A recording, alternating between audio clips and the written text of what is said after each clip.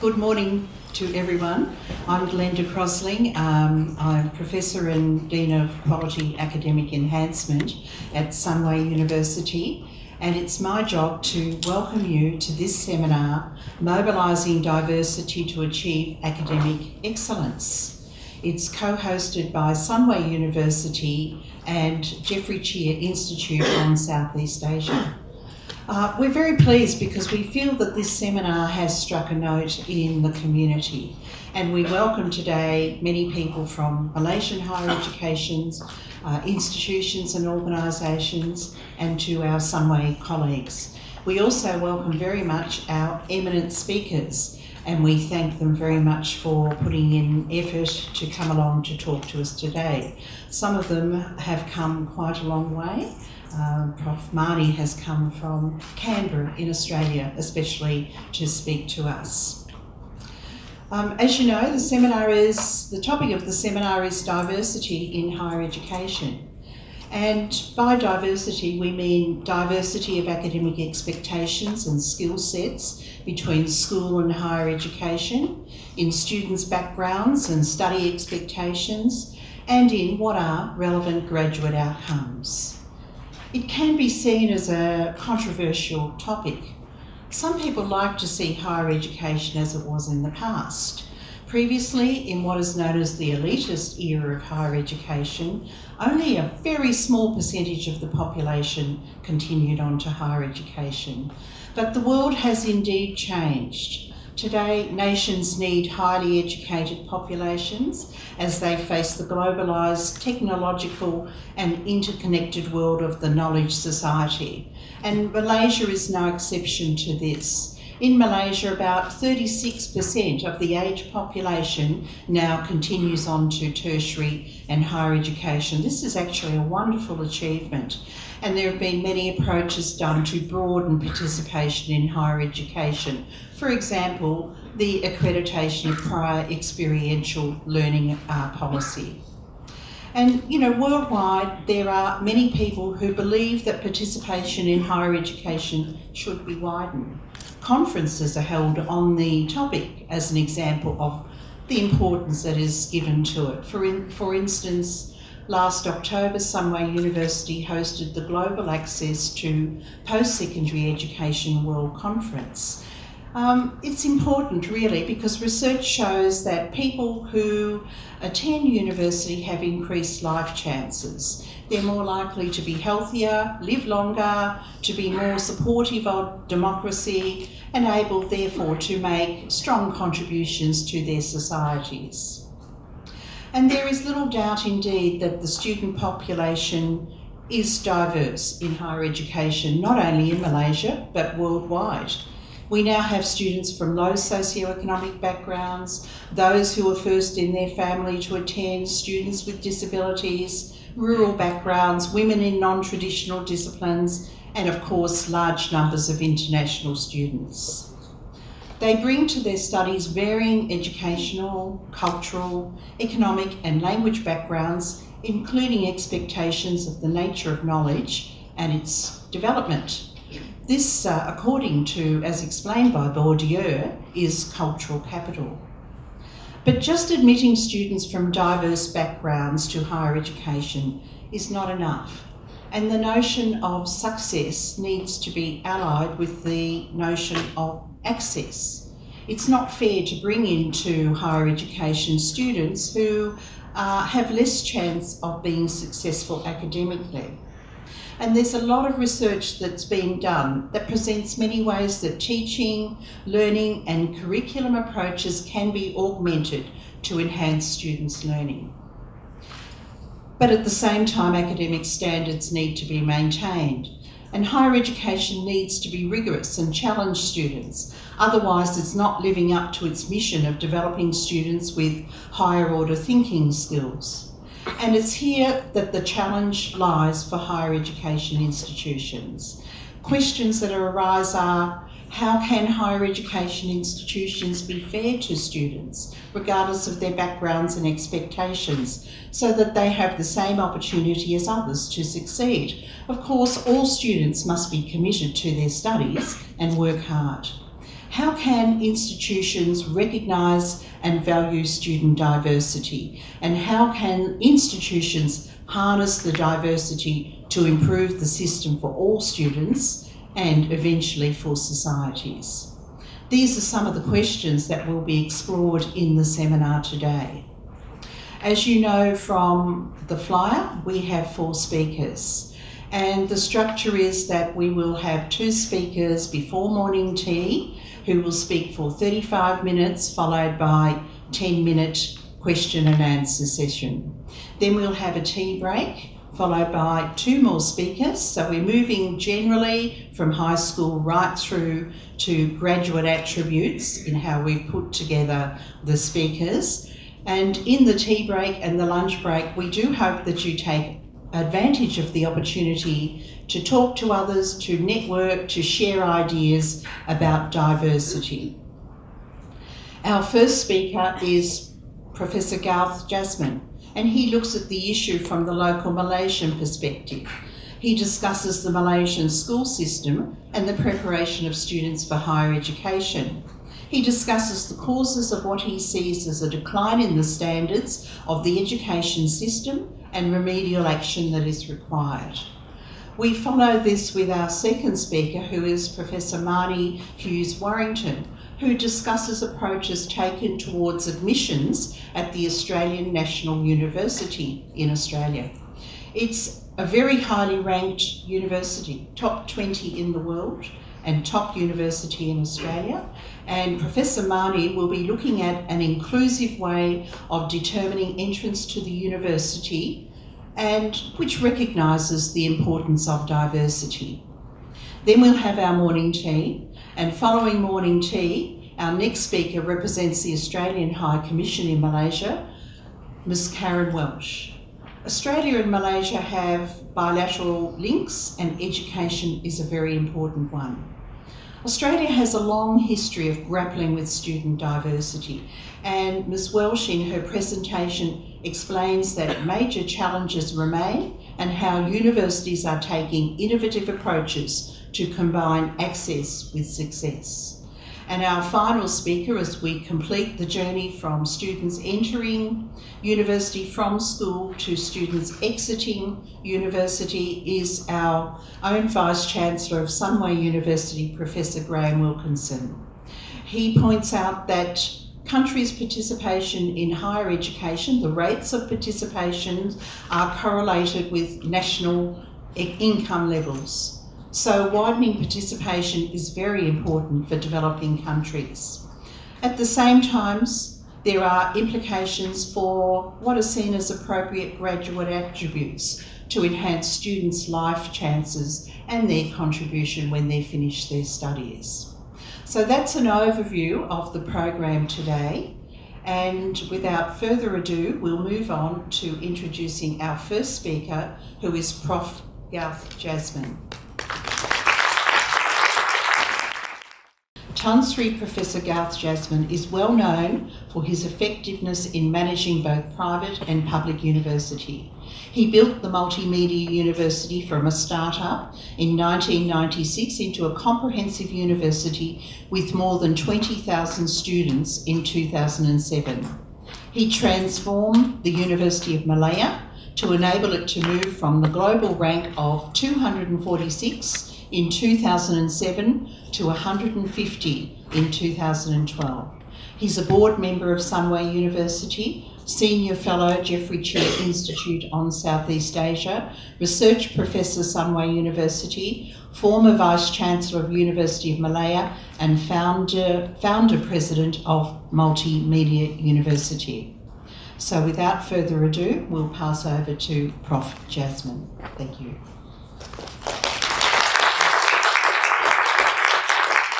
Assalamualaikum warahmatullahi wabarakatuh, and a very good morning. Am I okay speaking this way and not without the mic? I think you can hear the mic. Oh, you can. Because I'm more alive there than here. On behalf of the Sunway Support, may I welcome you to Sunway University and to this seminar organized by the Jeffrey Chair Institute. I'm really happy to welcome you and to be here and to be speaking on I think a very sensitive subject. And when I got here this morning, I began to think, am I really qualified to talk about this? And it's more likely that I'll be upsetting many people more than anything else. But I hope people will forgive me for whatever I say this morning on the subject of the education system, because I normally talk on the university system, not on the school system and so on, but I'll try my best. And let me start also to qualify and tell you that I've gathered this information from speaking to principals, school teachers, educationists and so on. But of course, I have to tell you that my own wife is a school principal. She has been a principal for 15 years. And only I can tell you how it is to live with a school principal.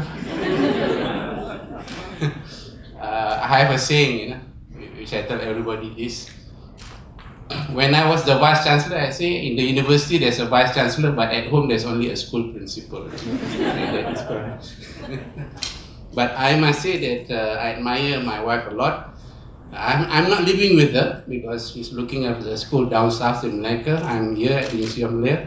I've not been living with her for many years. But in about 2 weeks, she will actually retire permanently. And so she will come and live with me. I don't know what is going to come. Anyway, on the subject of the quality of the Malaysian education system in the schools, things have not looked so good because on all these performance measured by teams and PISA, Malaysia has been dropping on those scales. I think this is tabulated. You can find all this in the internet. And Malaysia has been dropping. It is just ahead of Indonesia, but we are already behind Thailand on this science assessment on the TIMSS grade. And on the maths also, we are just slightly ahead of Thailand. But over the years, we have actually dropped very badly. And this, I think the Malaysian government now has come to accept that there is a problem here. And similarly, under the PISA ranking, we don't do that great. Countries that used to be at par with us, like South Korea and Singapore a long time ago, are now at the top, and yet Malaysia is like 40-50 points behind those countries.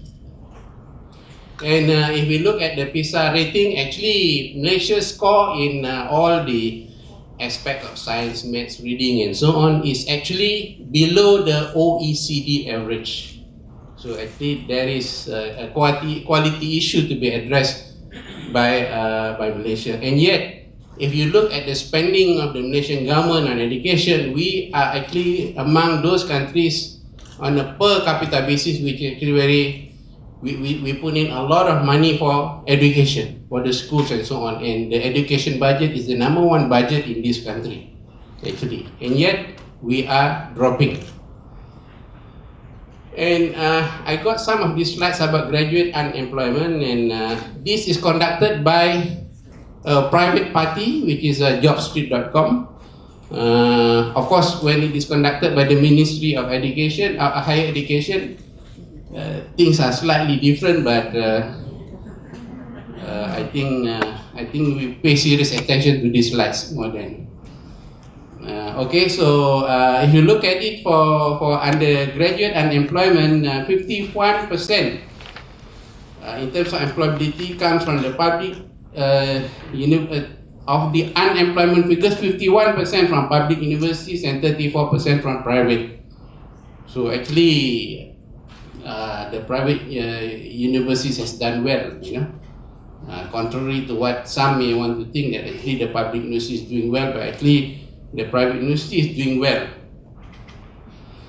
And 31.4% of the degree holders are unemployed.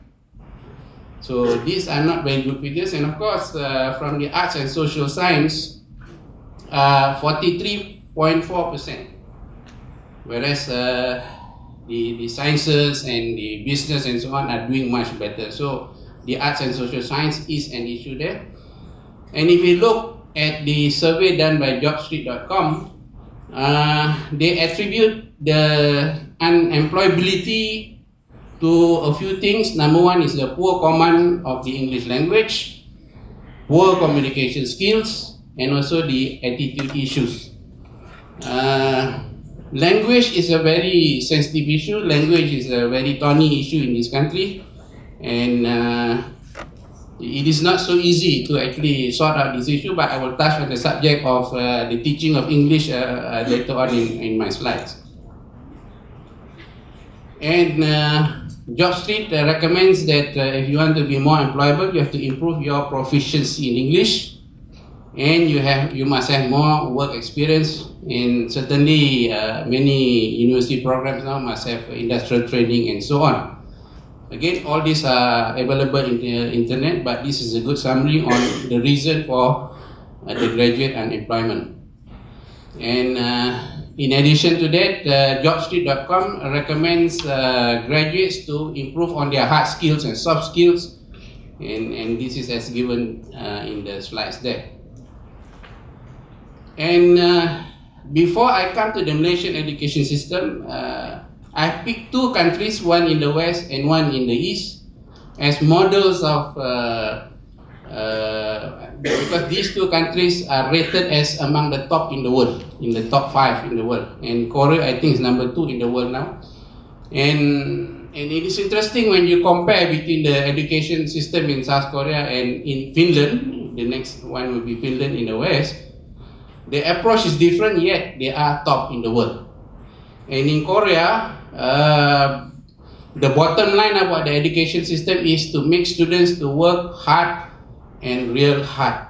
You know, they are really pressurizing all the students in the school to work very, very hard, long hours, lot of homework and so on. That is the system in Korea, and yet they come up top. In fact, the school system in Malaysia, the students don't have to work as hard as those in Korea, actually. You know. So please remember the difference. The one in Korea is students have to work very, very hard. In Finland, less hours, less hard, more time to play. And yet both can come up to be in the top 5 in the world. That I think is very interesting. And in South Korea, parents spend a lot of money on their children education, on tuition and so on. Their teachers are hardworking and dedicated. Teachers in Korea enjoy very high social status. On this point, I must say that this has been the case in Malaysia about 30 years ago, but over the years it has gone down. In fact, they say if you don't work hard, if you don't study well, then you will become a teacher. That is how it has gone down in Malaysia.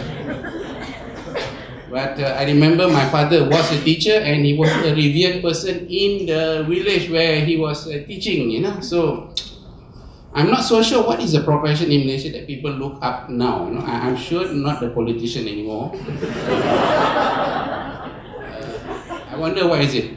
I saw a survey recently, and they say academics, you know. That's good news for us, you know, Prof. People still look up at us, okay? But I hope we won't become the teacher lah. And there is this, the gap between urban and rural is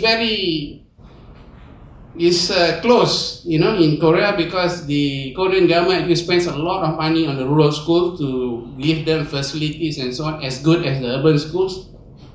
And again, as I mentioned just now, there are numerous tests in Korea. And when the children have to take national exams and so on, everything grinds to a halt. I was told that even parents will take leave and pray at home to make sure that their children do well. So it is really crazy. But the bad side about all this, about the Korean system, I was told that the suicide rate is very high. Suicide rate is very high. So the tremendous pressure and so on. Alcoholism is among the highest in the world. So I'm not so sure whether I want to be a Korean. And not only that, South Korea is great, fantastic in the use of ICT technology. By 2015, everything is digital. You know, everything is you're just using your iPhone and so on. And not only that, they even have homework using ICT. So they are developing this whole education system under use of ICT technology. And as you know also, long time ago the Japanese was ahead in this regard, but today a lot of the Japanese company are closing down, losing the competition to Samsung. You know, Samsung has bought over everything. You know, so really this is a great success story for the Koreans. You know, and other interesting things about the Korean school. The students work long hours, 16 hours. I can't believe this when I read it. You know, I kept asking my wife, "Is this true or not?" She says she doesn't know, but you know, if that is the survey, it must be true. And not only that, they have to work over the weekends too on a Saturday. But the good thing is that the teachers in Korea is looked upon as high as God. I think this is good, isn't it? You know, this means that the teachers will really be looked up and really will perform a good job of looking after children, because if they are 16 hours in a school, I think we really need good people to look after them, right? And not only that, there is a 5-year rotation cycle for teachers. After 5 years, they rotate to other schools. There's still corporal punishment, and I still remember the Malaysian parent who was jailed in Sweden, isn't it? But interestingly, in Korea, you still have corporal punishment. And also, students have to take responsibility for cleaning the schools and so on. So this is the system in Korea.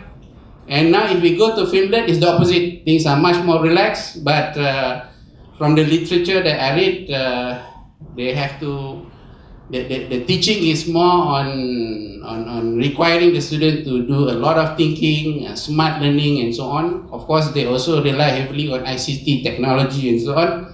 But very few exams, but more of assessment, class interaction, and so on. Of course, in Korea, also, in Finland also, there's a deep respect for school teachers.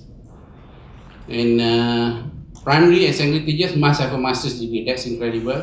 In Malaysia, that's not the case. We still have schools where they only have a diploma as teachers, but in Finland, you know, all the teachers have a master's degree, and of course in Finland there's no tuition fees for college. Everything is free, from the bachelor's degree to the PhD level. Everything is free.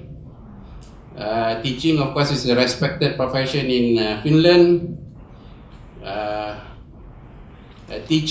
prospective teacher must get very good grades in order to be recruited into the teaching profession, and only 10% of applicants are successful in getting a teaching job. So, in other words, Korea and Finland is the same. The teachers are of the highest quality, but that is not the case in this country, isn't it? I will tell you more about that later. They only have one standardized national test, so they don't have frequent tests like what we have like in Malaysia, but they have one national matriculation exam. The rest are just assessment and class interaction.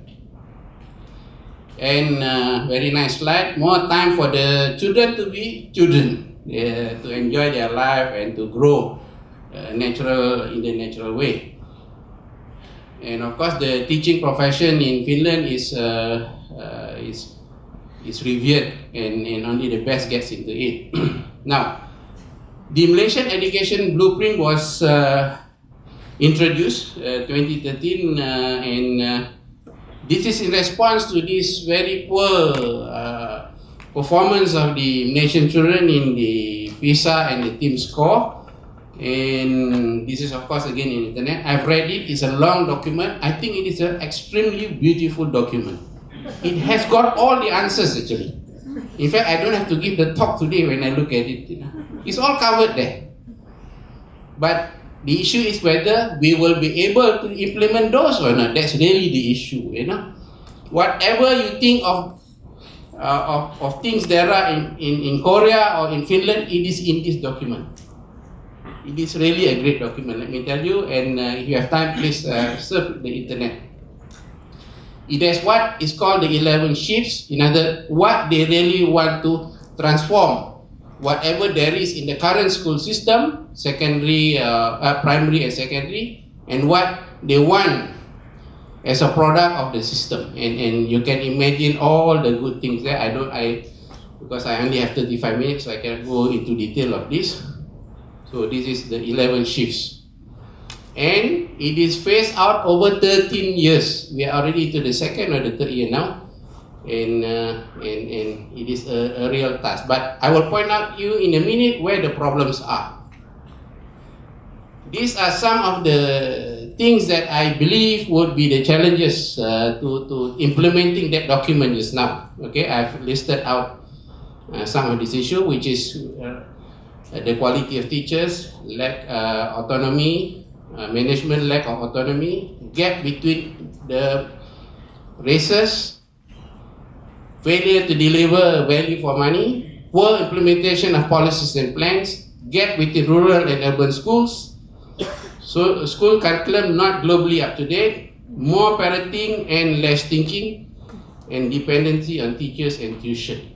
These are the summarized issues that I thought are affecting the problem now. And talking about the racial breakdown, you see that the Bumiputra makes up 67.4%, and in this 67.4%, out of that 12% are the indigenous people, the Iban, Kadazan, Dayak, and so on, and 51% make up of the Malays. Okay, and then the Chinese is shown there, 24.6%, and from there, on the other chart, the bigger chart there, you will see that Malaysian citizens make up 91.8% or 92%, and the non-Malaysians is 8.2%. And there's some scare recently when the government wants to do something that will increase that 8.2%. The government was thinking of bringing 1.5 million Bangladeshi workers to Malaysia. So when that was announced, there's been a lot of worries, and people are already talking of a new race called Bangladesia. But the government has put that on hold. So that's a big headache for the government, but nevertheless, we have a very huge percentage of non-Malaysians living in this country. But the real issue that I will point out later on is the difference between the Bumiputra and the non-Bumiputra. Non-Bumiputra would include like Chinese, Indian, and so on. But I must also emphasize here that the Indian community and the Chinese community face some of those issues that the Bumiputra issues. So actually, some of these issues are common across all the races actually. Okay, now let me talk about this racial factor.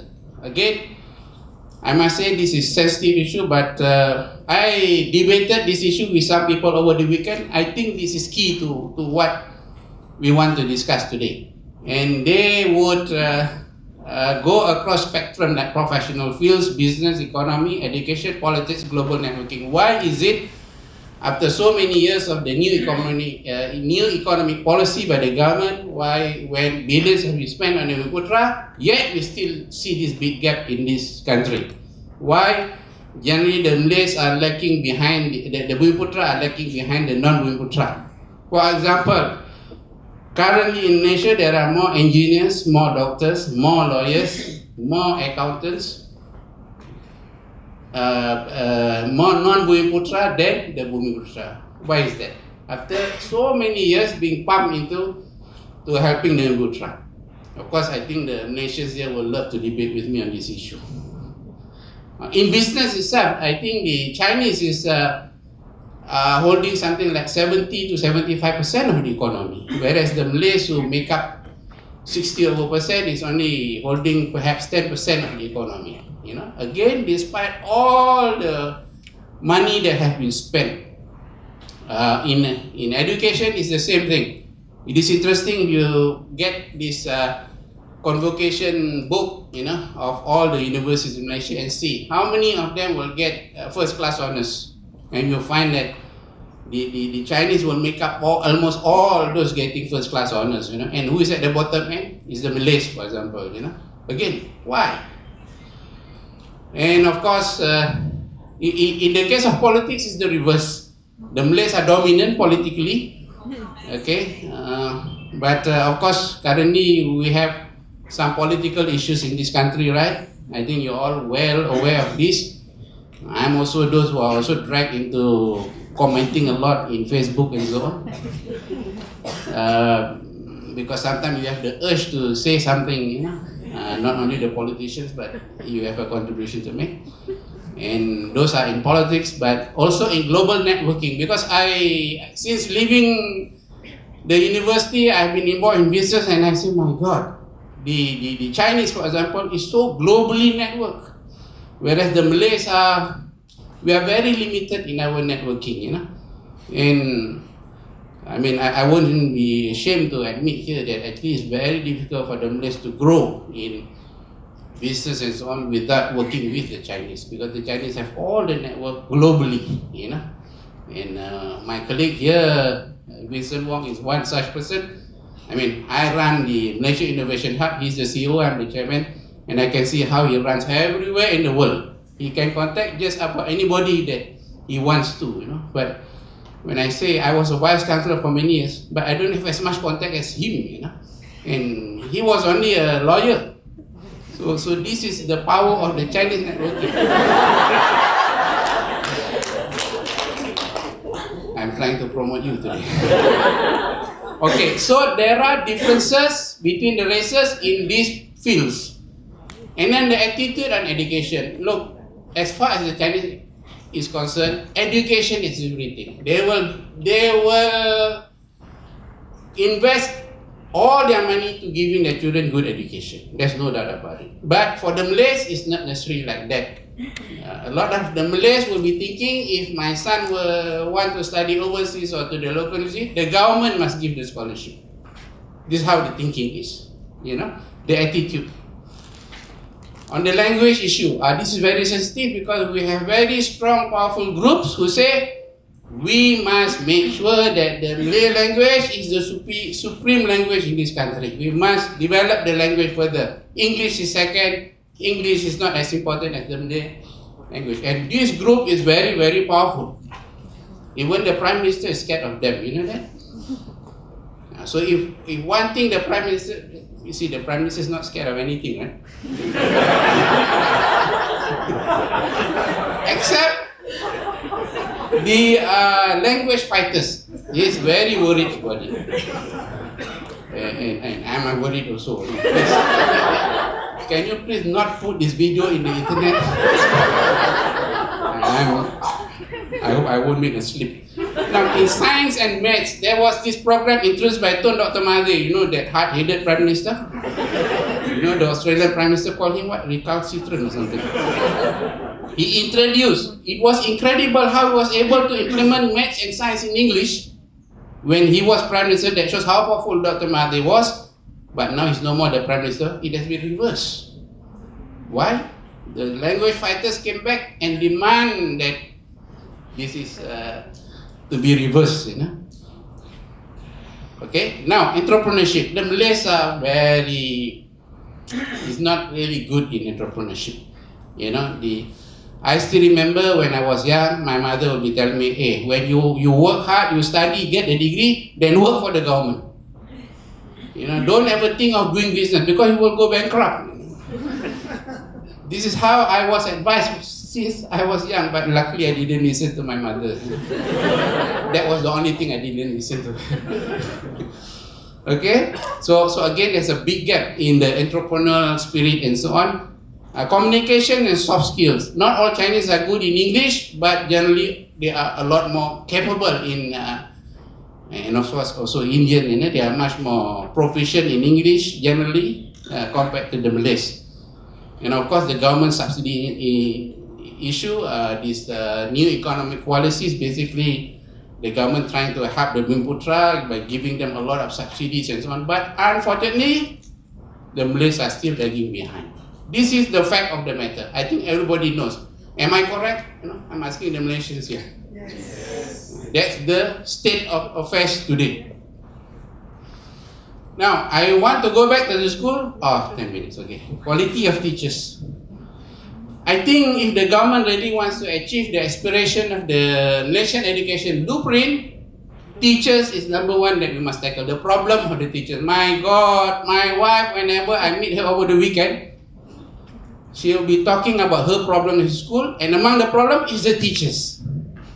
You know, so I know what I have to do when I meet her over the weekend, just keep quiet and listen to her. You know, so this is the problem. The quality of the teachers. And I believe if the government really wants to tackle this problem, they must really get the brightest to join the teaching profession. Because currently there's no such thing. And I don't know how the government is going to do this. You know why? Because you have some universities or colleges that train school teachers and so on. And I think this is where the challenge is going to be.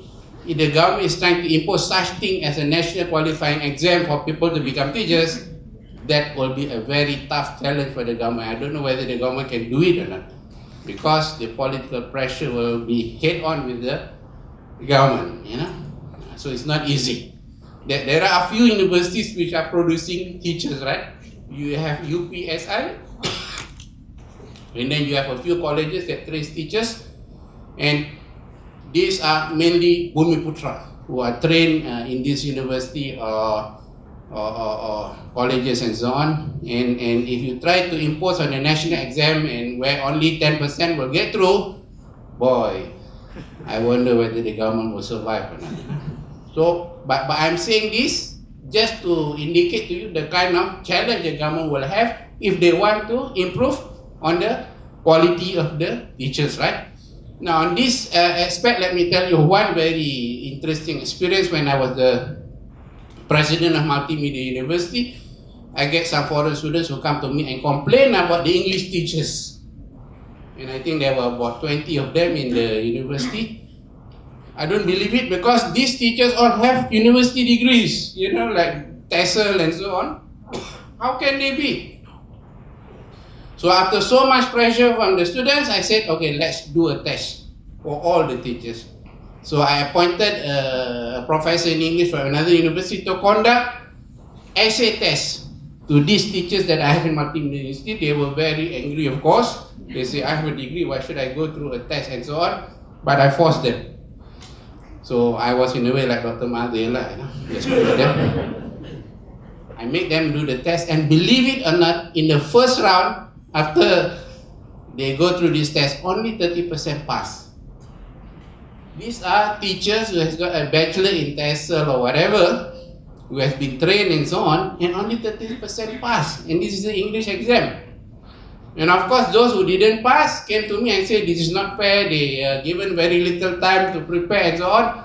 So they asked for another chance. So I make them take a second test. Again, it is being marked by an independent professor from another university. And in the second round, another 20% pass. Of course, we lower the mark a bit lah. So at the end, 50% actually didn't make it. And if this is what happens in the university where I was running, you know, what about in the school system where you have hundreds of thousands of, well, there are 400,000 school teachers in, more than 400,000 school teachers in Malaysia, and I don't know how many of that is English, but you just imagine, you know. And if we actually conduct such a test in the schools for the English teachers, I don't know how many will make it. So whether the government is prepared to take this sort of action to find out who is capable and not capable and so on. But that is the only way if we want to improve things. And I believe in order to improve the quality teachers, one, a national qualifying exam, and second, the teachers must be given on contract first and not be given a permanent job immediately. Again, this will be big pressure on the government if they do that. Okay, of course, I cannot deny that now they have this continuing professional development program where it's compulsory to do 7 days a year. There are programs to retrain teachers and so on. There's an exit policy for non-performing teachers. I asked my wife, how do you do this? She says she doesn't know. Not easy. So those who don't perform will be asked to leave. When I was Vice Chancellor, okay, 5 minutes, okay. When I was Vice Chancellor, I removed some staff and I got into trouble. I realized how painful it is to go through that, you know. You just remove one staff and how the whole full force of the politician will go after you. I actually removed one staff. And when I left, that staff was brought in.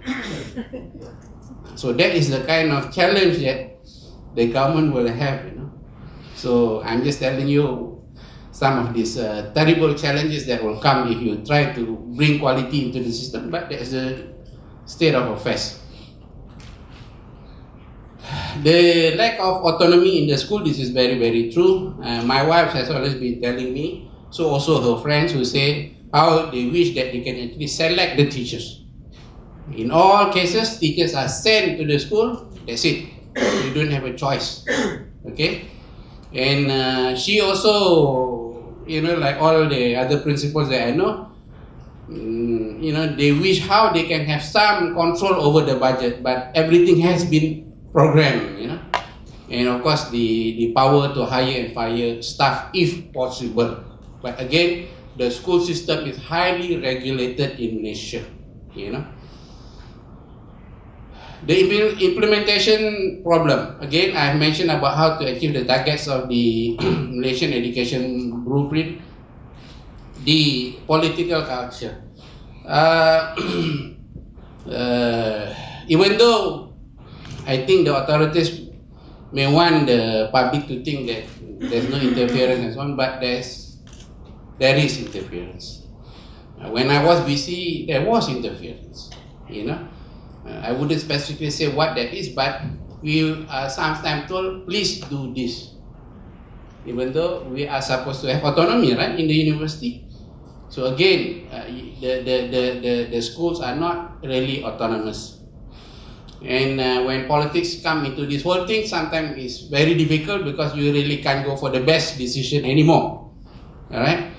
And certainly this freedom of speech is not an easy thing to achieve in the school, because if you talk too much, you'll be transferred to the most remotest place in Malaysia. Okay? But on the implementation problem, barring whatever problem, at the end of the day, how strong is the government? How strong can the government be in order to implement all these changes that they're talking about in the document? So actually, we have the solution to this in those documents, but I'm not so sure whether they have the political will and the political strength to implement that or not. Why? Because of the racial divide and so on. Another big problem, I think, is the failure. Okay, I'm always looking at her. She's controlling the time, and she writes there too. Okay, this is the last 2 slides anyway. The failure to deliver money. One of the biggest disasters, in my opinion, is what is called the One BeStudyNet.net project, where a company was given this project, an IT system was supposed to be developed, where this is where the school pupils, the teachers and so on is supposed to be using it for various things and so on, but very, very few people use it. And when this thing came out in the audit, the Auditor General and pointed out that it's not really being used and so on, then the ministry is pushing them to use it now, but actually it's a failure. And the company that delivered this actually didn't perform in some aspects, but I don't know what is the solution to that. But this has been an expensive project, and it's well known, the One BeStudyNet project.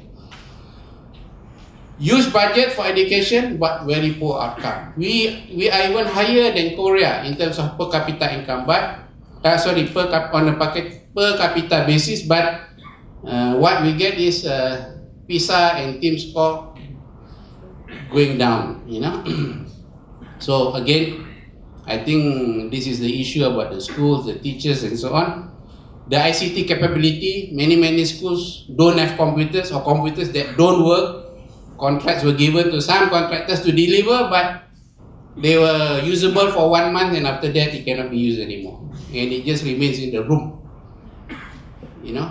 This is common knowledge for many schools. And after that, they have to go to the PIBG, the Parent Teachers Association, to talk about how to raise money to buy more computers. And yet there are computers that cannot be used. Again, these kind of horrible problems, Rundown facilities in the school, you will find that schools have not been, breakdowns have not been repaired for years because there are no money for that, and yet the school budget is very, very huge in Malaysia, So again, we are not getting value for money. That's what it is all about. Again, awarding of government contract. My God, I think this has to be done better. And not okay. This is the first time in my life where I complete on time. Thank you very much. So you are given 10 minutes to question me now. Okay, if I could intervene here, thank you very, very much indeed, Prof. Jasmon, for your very passionate, incisive, insightful and comprehensive view of the challenges facing education It depends in on Malaysia. the video, I think. Yes, thank you very much indeed. I'm sure this is a topic dear to the hearts of many people here. So now is your opportunity to ask questions. Do we have anybody who has a burning question to get the ball rolling?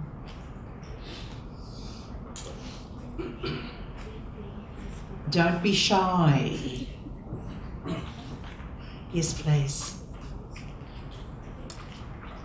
Thank you, Prof. A very interesting lecture. Looking back at the school scenario at the present time, do you think we should adapt the old system where we have the English medium, where students take the O level, so that we can benchmark those who pass are really good? Do you think we should adapt that system again here? Okay, my answer is my personal answer. I'm sure there will be a lot of people there who doesn't agree with me. I went through that system, sir. I was from small to O level. I was taught using the English medium, and as you can see, I can speak English well, and I can speak English even better actually. And I think I can speak Chinese a bit or Japanese a bit. So I never have any problem in the languages. You see, so I think this is the issue.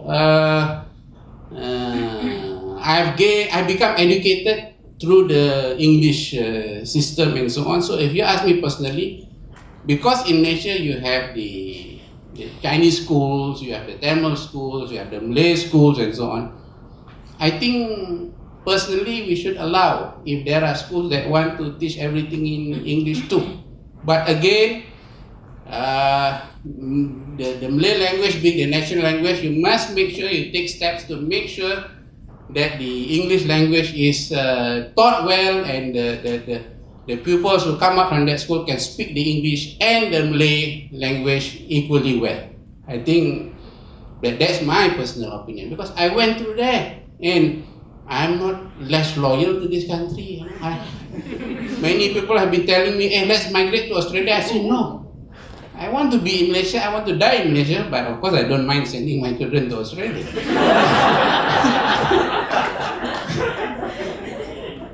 And my son has studied in Australia, no problem. And I studied in the UK. So it has nothing to do with patriotism or what. I still think I'm good. I'm okay, reasonable in all the languages. So yes, sir, the answer is, if you ask me, why not? Every year, I tend to see that many agencies, including government agencies and the school system, looking at the team score, the PISA score, and mathematics and science. And every year you see the top 5 or the top 3 would be either the Koreans or the Japanese, the Singaporeans, the Taiwanese.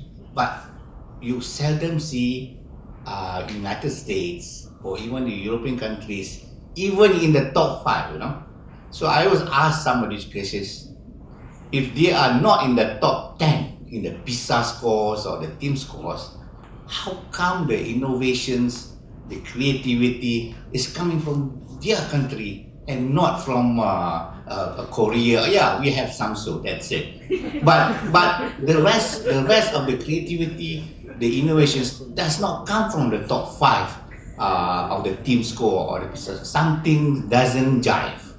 Yeah. So I met a Korean educationalist recently, and they say that the Koreans now are looking towards United States, where they are looking at how to develop creativity and innovations at the school level. So something doesn't match with the PISA score and the team score when you look at the creativity and innovation that's coming from North America and even in Europe or even Australia. So where do we look? Okay, let me comment on that. Actually, if you look at the YouTube and so on, even the American politicians are very unhappy with the education system. You know?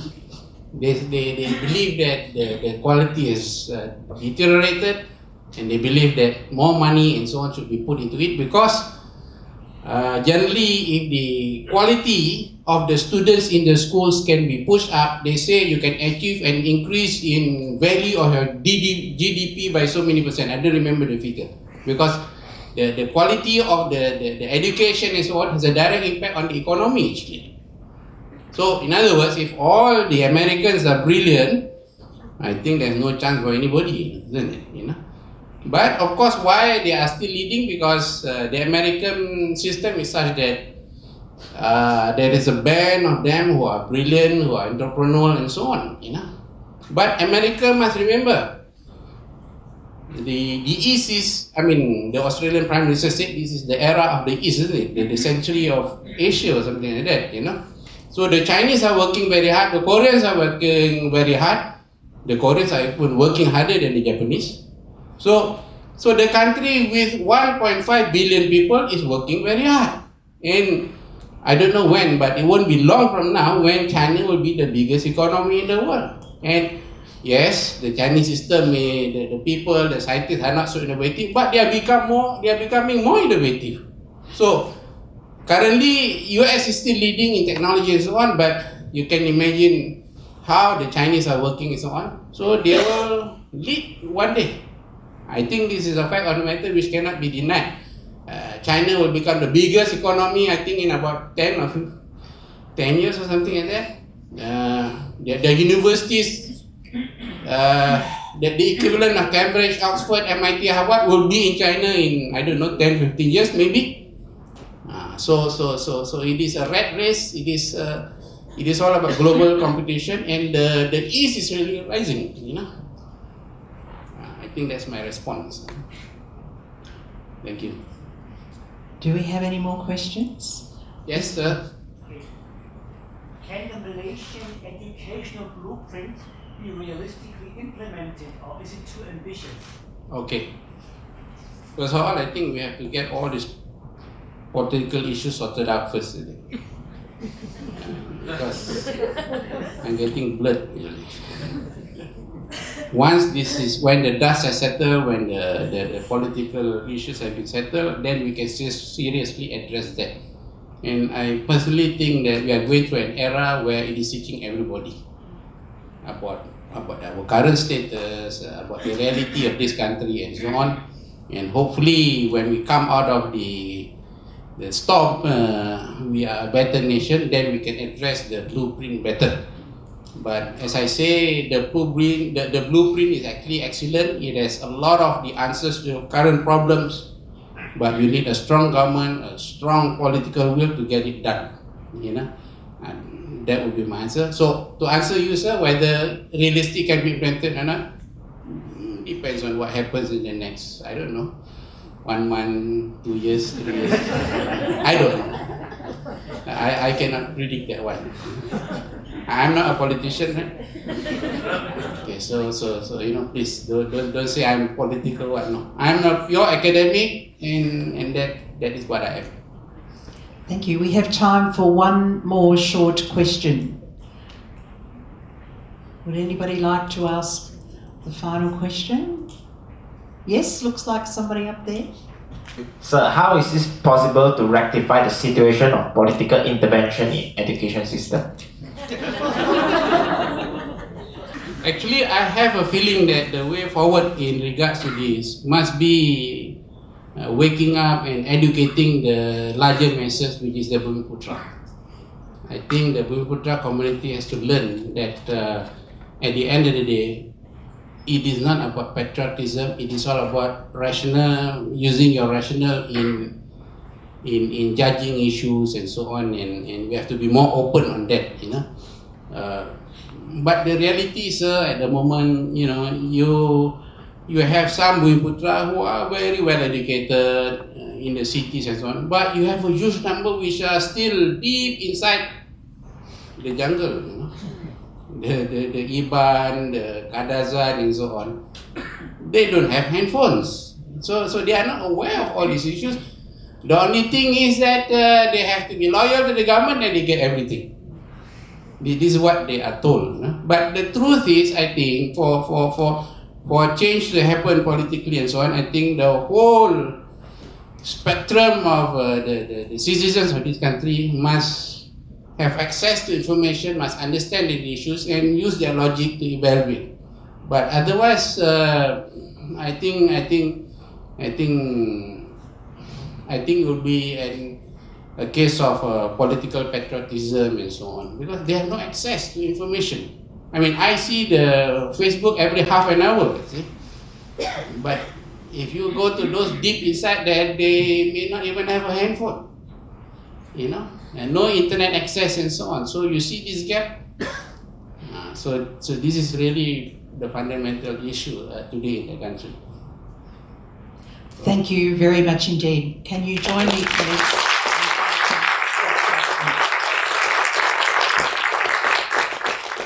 Thank you again.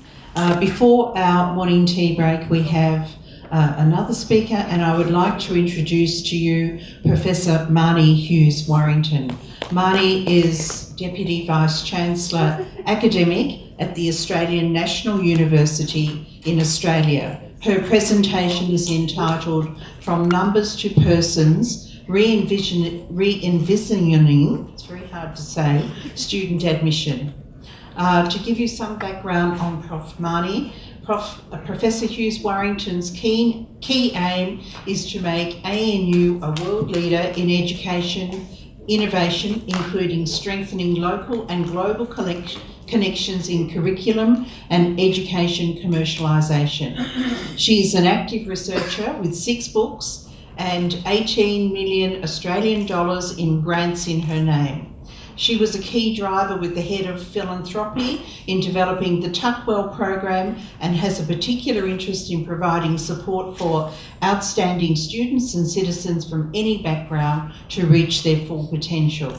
She is chair of the Tuckwell Scholarships Board, the Freilich Foundation Board, and National Secretary of the Rhodes Scholarships for Australia, and a member of the Office of Learning and Teaching's Expert Advisory Group in Australia.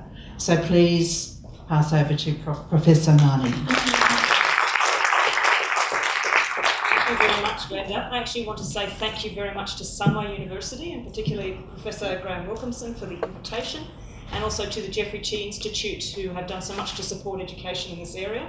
It's a real honour to be here and to be back in beautiful Malaysia. Those of us who come from the outside can see the potential. I will make no comment on our Prime Ministers, but I will follow the boss, as the previous speaker did.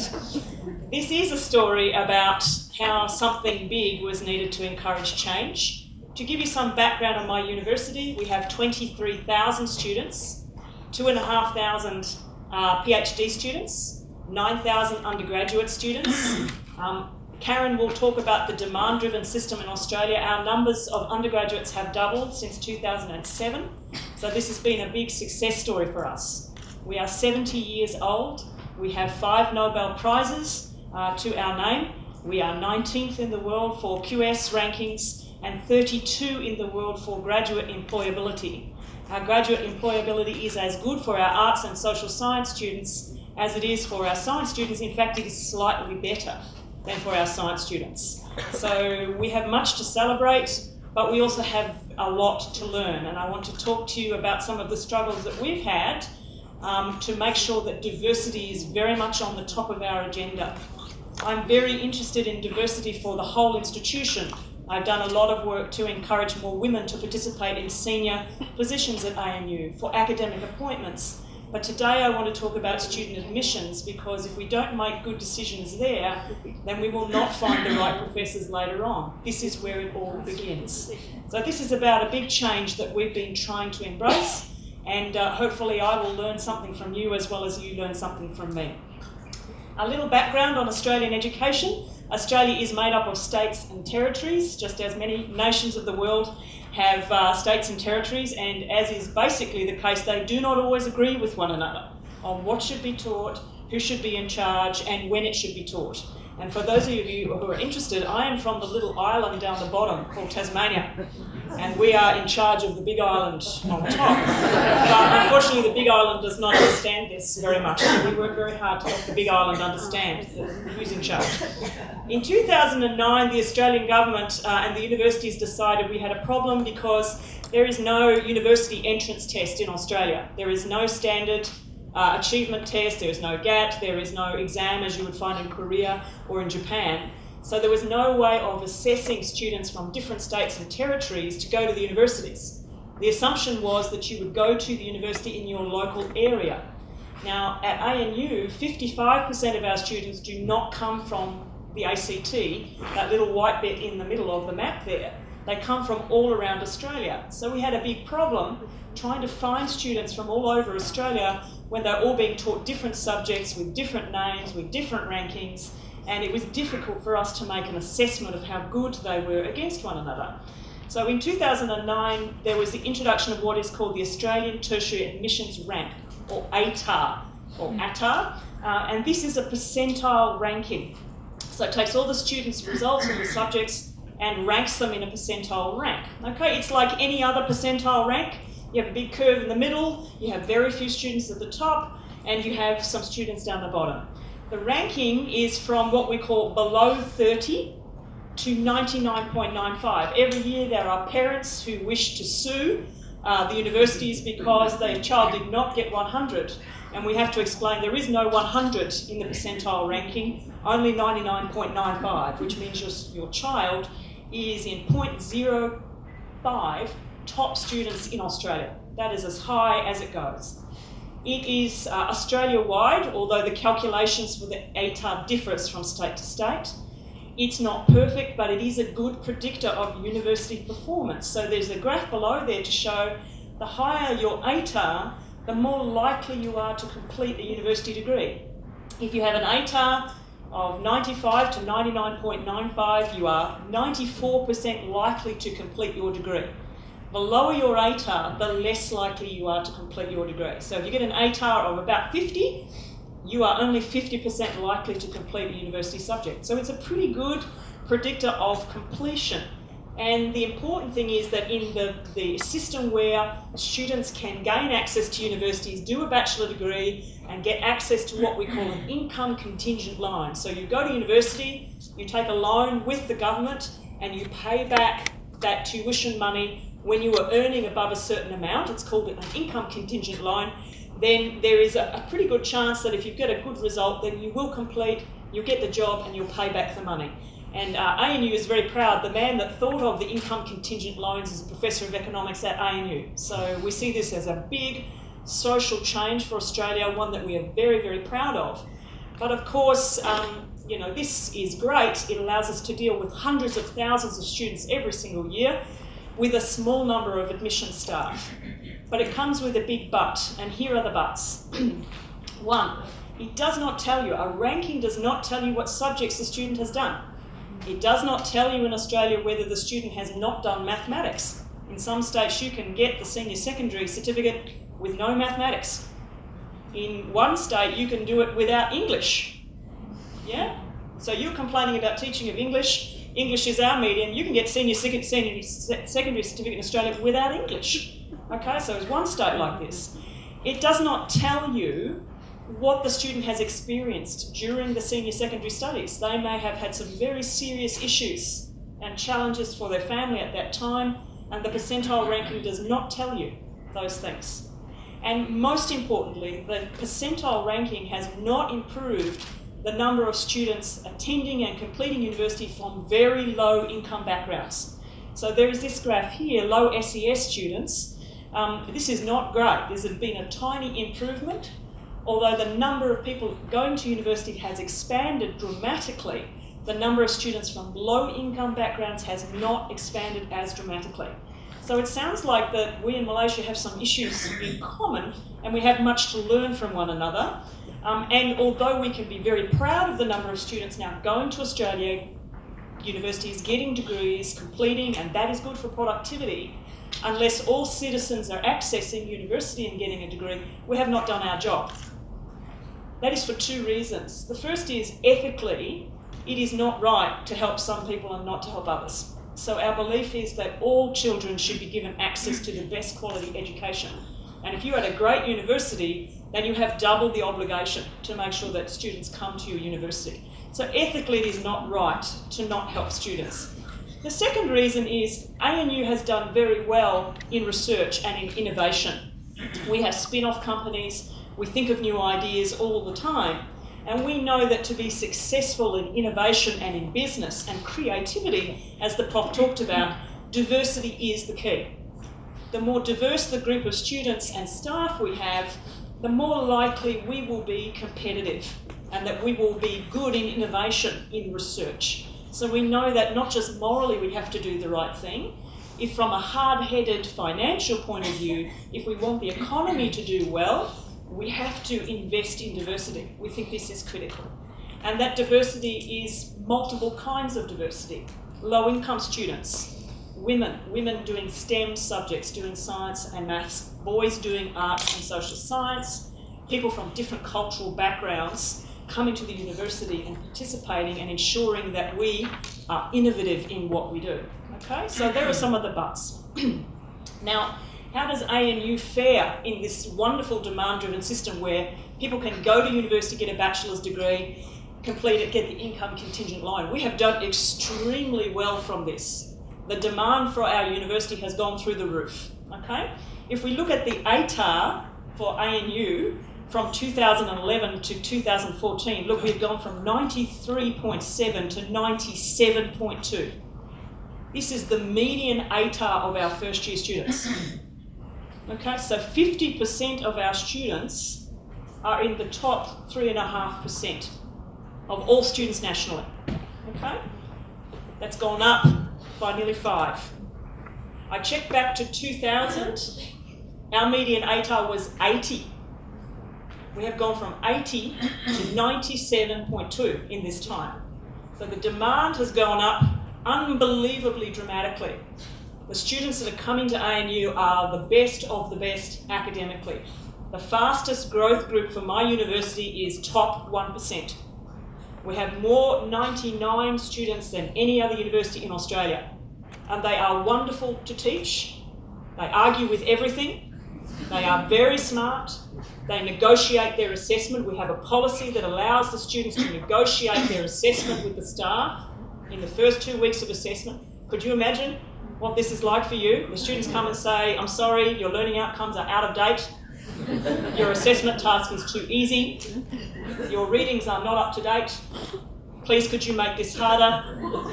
We have decided that the essay is not appropriate. We would like to do an oral presentation instead. Can you imagine? These are the students that we have. They are stunning students, and our international students are stunning as well. We teach students in graduate programs who have been finance minister in the Maldives, who have been in the ministry from Sri Lanka. So we have many public servants come to our university. So when I meet with the student associations every week, I meet with undergraduates or the graduate presidents, I do not assume that they do not know what they're doing. They know exactly what they're doing. They are wonderful students. This is a great success story for my institution. Smart, smart, smart. And they work hard, hard, hard, like Koreans. But they also like to have fun, fun, fun. 5,500 living on campus. We are the only residential university in Australia. We have structured co-curriculum. Our students are given more leadership training than our staff. They participate. So it is a hybrid model between the hard, hard work of Korea and the fun, fun, fun model of Finland, which we think is the key to driving innovation, getting both things to happen in the curriculum and the co-curriculum. So we look after both as much as each other. Wonderful pat on the back for INU. But not so good. Look at the graph below, the numbers below. Look at the number of students from low-income backgrounds coming to my university.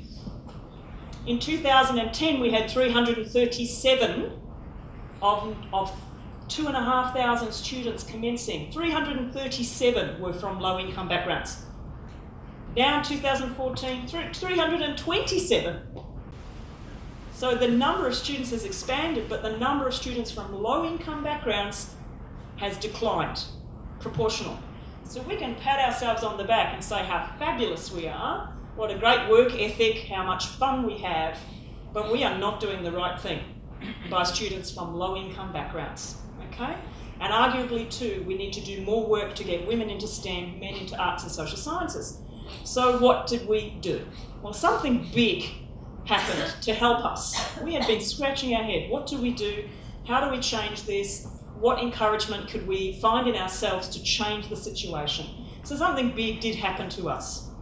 In 2014, we were given 50 million Australian dollars for undergraduate scholarships. This is about 125 million ringgit for 25 undergraduate scholarships per year in perpetuity. This comes from a student who was an alum from ANU, who had a wonderful time at ANU, did not work particularly hard at ANU, had a great time, then went off and did commodities trading, made a huge amount of money, and says that he wanted to support students from disadvantaged backgrounds to come to ANU.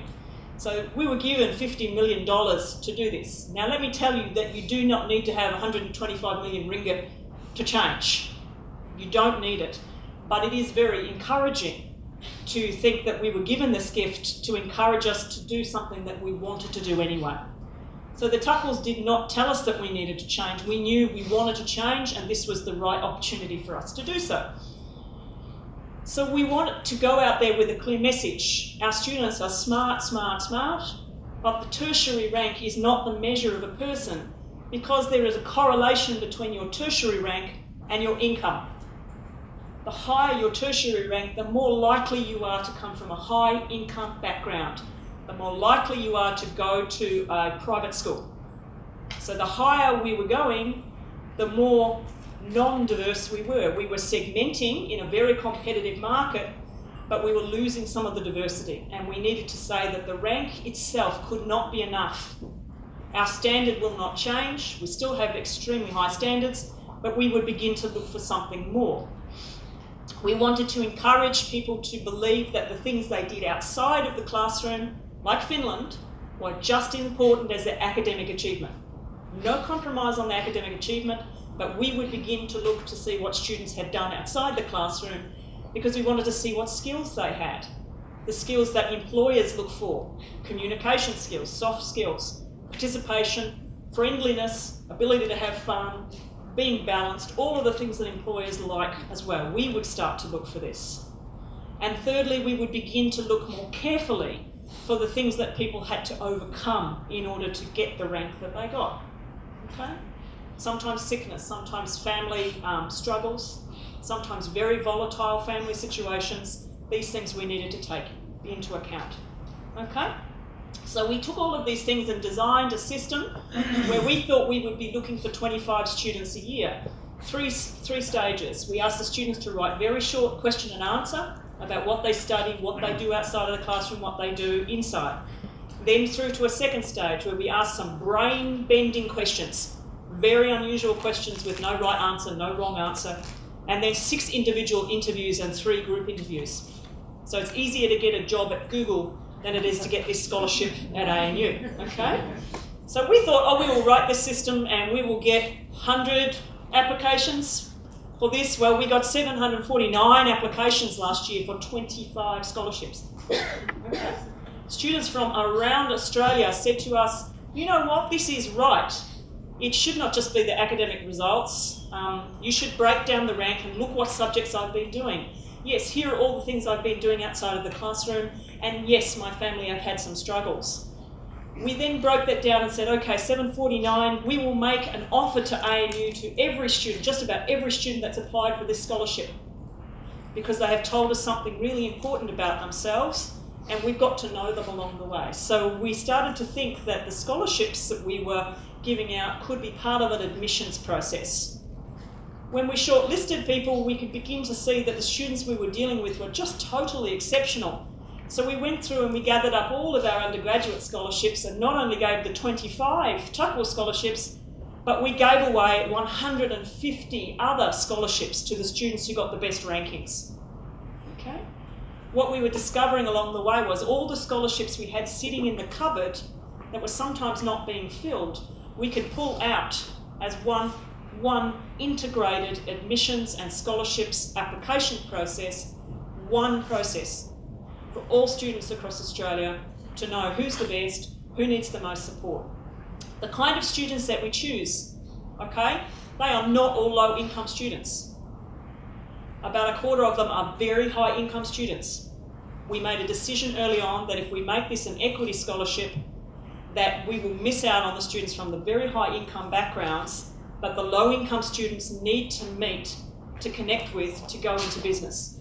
We needed to figure out a way of getting them together. So by having an equity scholarship, then the high income students would apply. But we also found that in Australia, a lot of students from low income backgrounds will not apply for equity scholarships. There is too much shame associated with that. So from the very beginning, we said we will not offer an equity scholarship. It is open to everybody, but we will balance it. Half the students from low income backgrounds, half from median or high backgrounds. Half from government schools, half from private schools. Half from rural and regional Australia, half from urban Australia. Balanced diversity. We choose 25 a year, another 125 for scholarships. They come together as a group. They get 5 years worth of support from the university, $120,000. They meet together, they support one another, and they overcome the barriers of the high income students staying together and the low income students staying together. Very important for us, okay? So we love this program. We think this is great, but it's only little. We're looking for 25 people, 125 other people. What we've discovered in this is a really interesting way of doing admissions, because it helps you to talk and find the things that we heard about in the previous talk. You don't know how to solve an educational problem until you know who you're teaching. If you understand who they are, then you can provide the support and remove the barriers to success, but you have to know who that person is, okay? So we wanted to do that, but we admit 2,500 students a year, so how could we do this for all students? So one of the things we've been doing in the last year is travelling around the world, asking other universities, how do you do admissions? What do you do? How do you manage the volume, the scale? So we've travelled in particular to the US, to the UK, through Southeast Asia, asking people, how do you do this? We found that across the world, admissions is very labour intensive.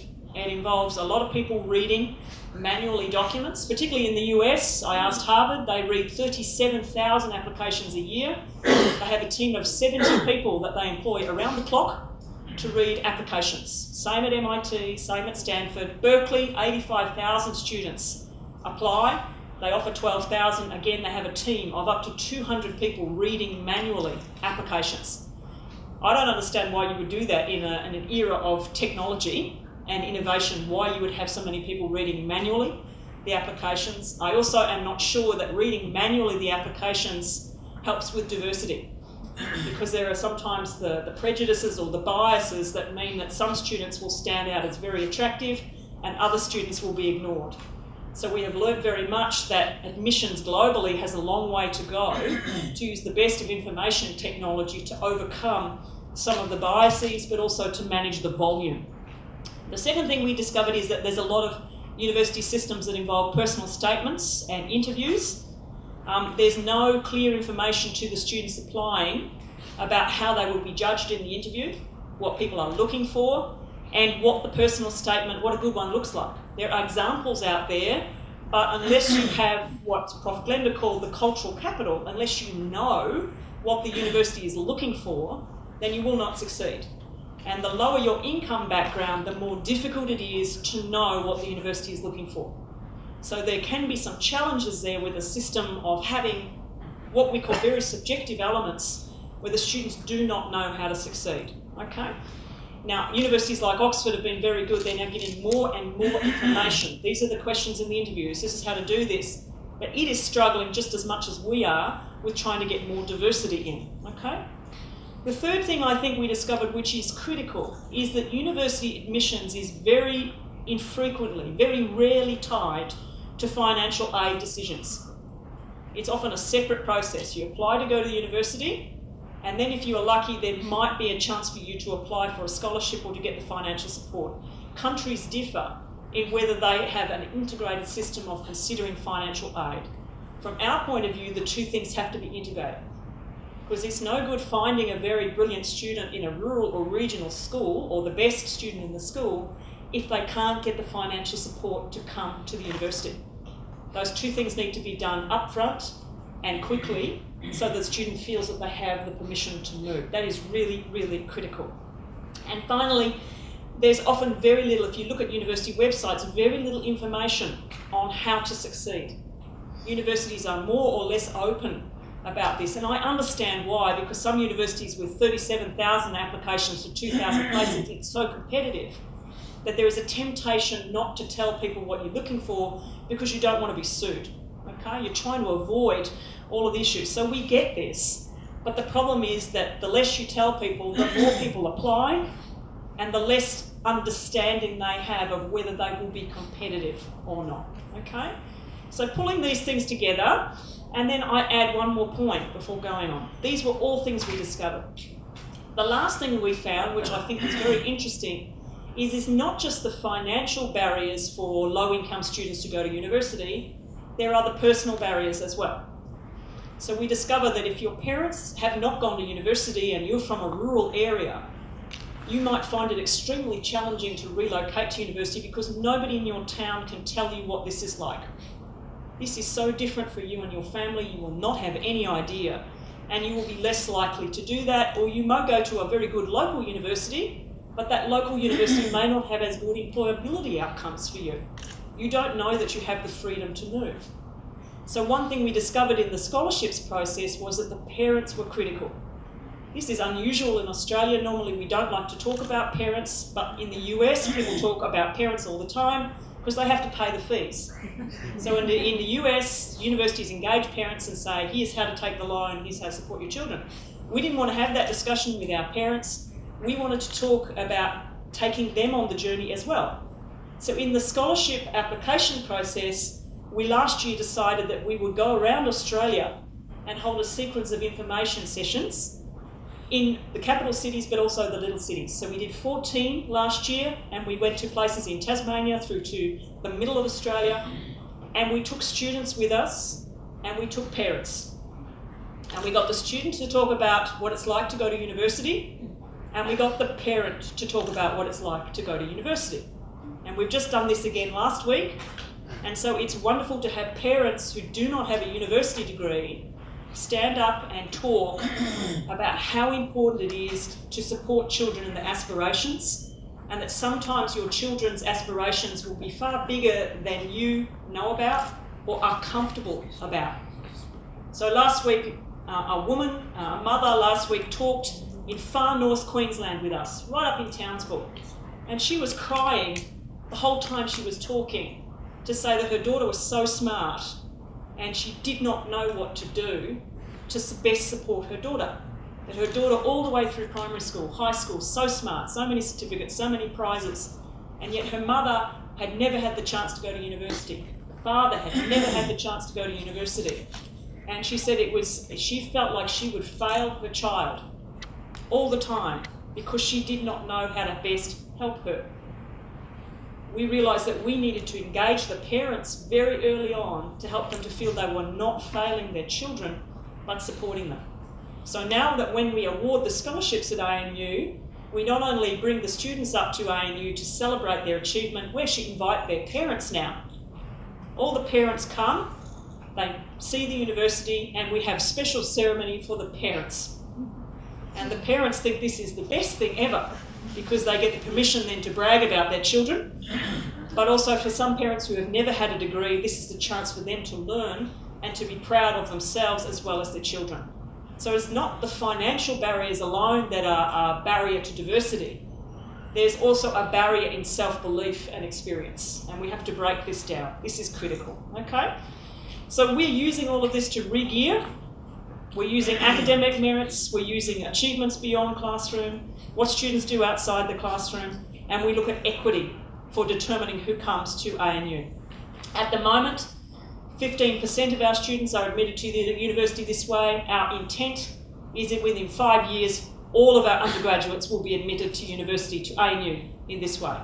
No change in the academic standards. We will simply ask our students to tell more story for us. We're going to use ICT to make the judgments and for our human judgment to be there. We will certainly keep our standards high. We'll get our alumni involved to recruit the students for us. But we're going to also be very open and honest and transparent about what we're looking for. We don't want to lead students astray to think that they're not competitive for this. We're going to move beyond just academic results to actually finding the whole person and engaging the parents and the alumni in the process to make sure that this is going to be a big change, okay? This is a huge change for us. We have a lot to lose. We are 19 in the world, but that's not number one, so that's not good enough. Okay, not good enough. 5 Nobel Prizes, not good enough. 32 in the world for employability, not good enough. Even if we were number one, that would still not be good enough, because you have to stay number one, right? You have to stay number one. We have a need to improve. Being number one in Australia is not a comfortable place to be. You have to still keep going. There is a big risk for us that in changing, that people will say, oh, ANU is doing something strange. ANU is talking to parents. ANU is taking poor students. The poor students will not be as good academically. There is a big risk in all of this. But let me tell you the truth. The risk is tiny compared to the risk of not investing in innovation. And the risk is tiny compared to not investing in the economy and social change. If we were to keep doing what we're doing, we will go backwards. And we will not help our economy and we will not help our society. So we have to change, even though there is a risk. And I hope you agree that all nations have to also take these risks, because if we stand still in universities, we are not doing the right thing by any of our people, any of our schools, any of our students. Thank you.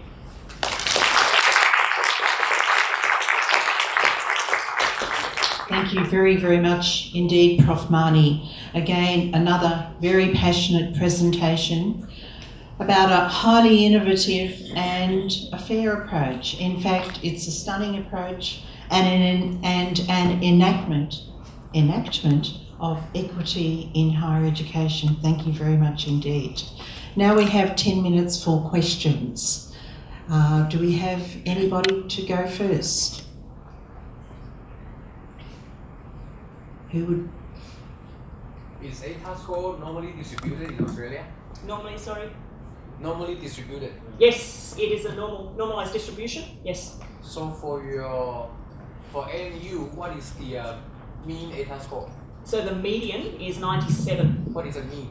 The mean, I would have to go back and calculate with or without the bonus points, so it's about 90, 91, 92. Okay, so Yeah. the median is 97. 97, yep.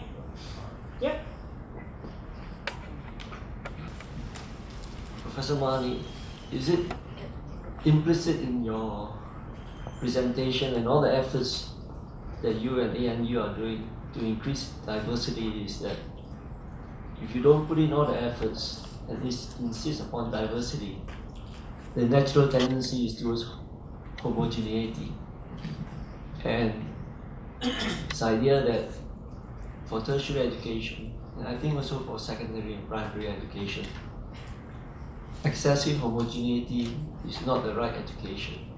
It's not the right composition for an educational institution. Hence, you need to put in a lot of effort, scholarship, admission policy, insist on diversity. By diversity in terms of race, geography, age, income, ethnicity. And perhaps that might be the answer. I'm just giving my comments and then I'll come up to my question. That you look at Korea, Japan, the average scores is very high. They do very well on average, but it's homogeneous. Hence, they don't have that Nobel Prize type creep because they didn't do well in the diversity. So maybe I'm trying to answer that question. So you can push up the average very well. But if you insist on diversity, you will get a 5 Nobel Prize winners in your institution. So my question is, if we leave it on its own, will it go back to a tendency towards homogeneity, even for ANU? Another question is, students going into institutions. I mean, I cannot, it's hard to envisage a university where every segment is equally represented. You may have a majority and the rest are minorities. I mean, isn't that not typically the outcome? The majority have some common identity, but you have a lot of other minorities and you cater for it. That means it's okay. You go to an institution, you're part of the majority or you're part of the minority, but you get diversity. I think for Malaysia, the worst is we got homogeneous institution, and the worst type is by race, by religion, those types of institution. I think what I learned from you is that we got to do hard to insist on diversity. It seems like it's happening to the private schools in Malaysia. People pay for it, people go to it. I'm very sorry I took up more time, but I'd like to hear your views on this. I think this is right. So as the number of students have expanded going to universities in Australia, it's fantastic. More people than ever are participating. But what happens is that you have 43 universities who are very competitive in Australia, all seeking out their share of the students. So as the numbers have expanded, the demand on some universities has grown incredibly. So mine is one of those. We are a winner in this system. It is wonderful. But what happens is that while the overall diversity may improve, apart from low-income students, it stratifies. So it splits, so the universities become known for particular kinds of students. So we are known for extremely highly academically gifted students. We are known for that, but that is less diverse because they tend to come from some backgrounds in order to achieve those things. So overall there may be more diversity, but it sub-stratifies to less diversity. And we have to resist this. We have to actually push against the tide. And the difficulty is when you're incredibly popular and you only take on academic results, you have two choices. You either become huge, like Monash, where I worked before, 70,000 students, you either become enormous, or you start looking for diversity. You need to do this because while there may be more students going to universities, it is concerning to me that some will only go to some universities where they only offer some degree programs, and their employment chances may be lower than if they went to another university. Okay? So they may be participating in the system, but they may not be getting the employment outcome that they are wanting. So it is our obligation to push against the tide and make sure that we are not just comfortably riding along the river and ending up with the students who just happen to come to us. That is not good enough.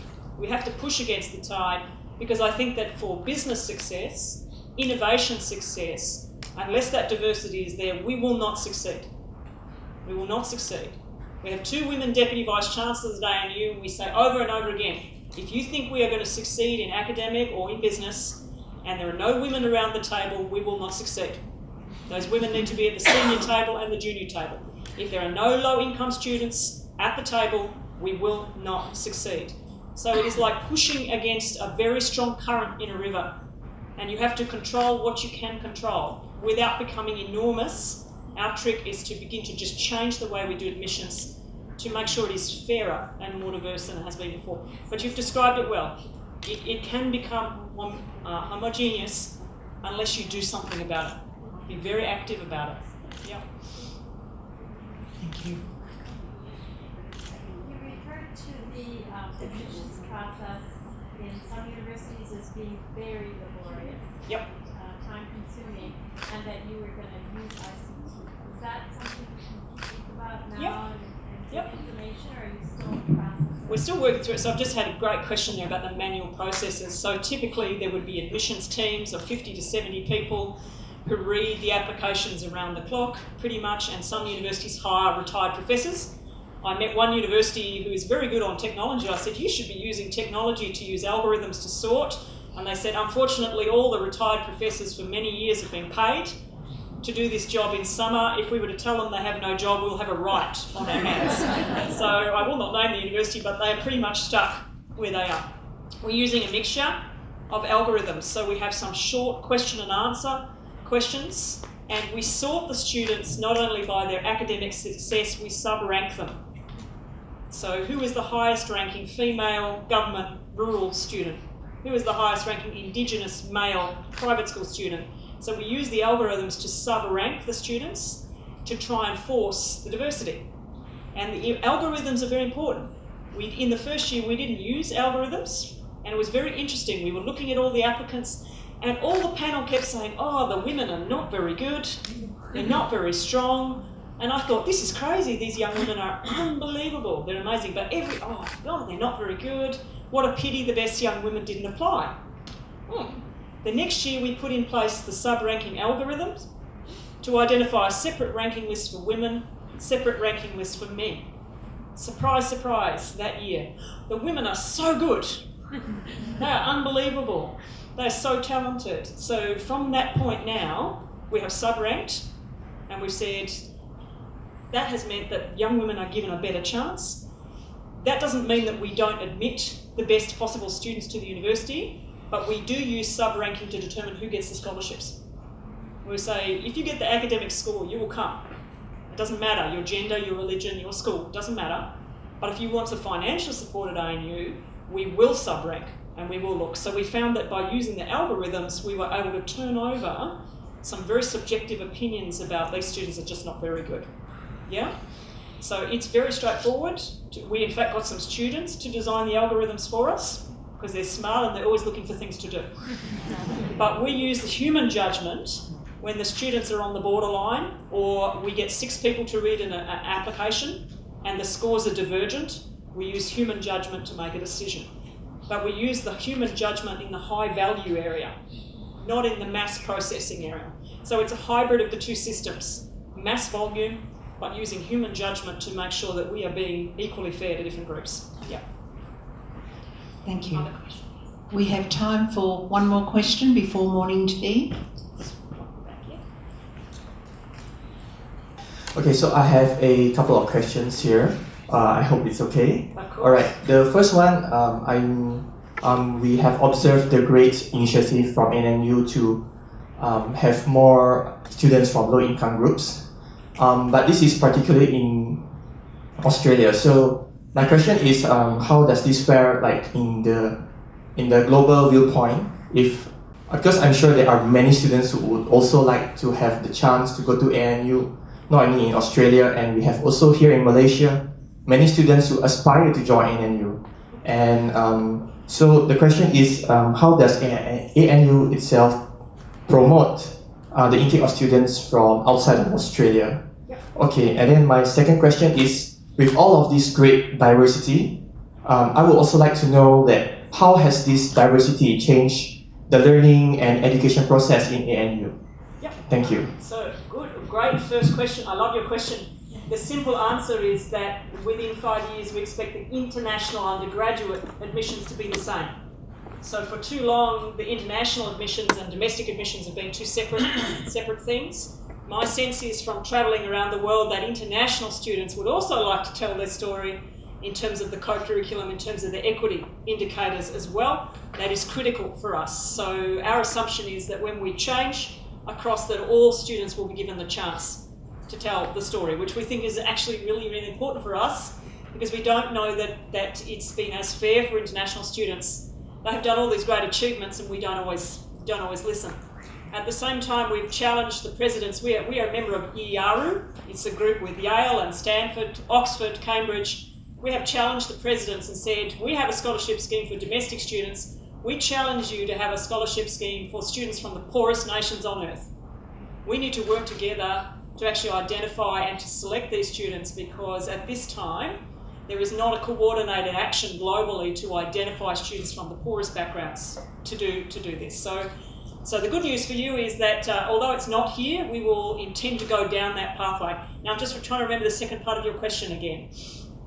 how has this Oh, how has it happened? Yeah, okay, good question. So we've had students from rural and regional Australia for quite a long time at ANU, because Canberra, if you know Canberra, is in the middle of nowhere. Okay, there is no beach, we made our own lake. Like Sunway Lagoon, but no waves. Yours is very exciting here, very, very exciting. We have just the lake. So we've had students from small farming communities before.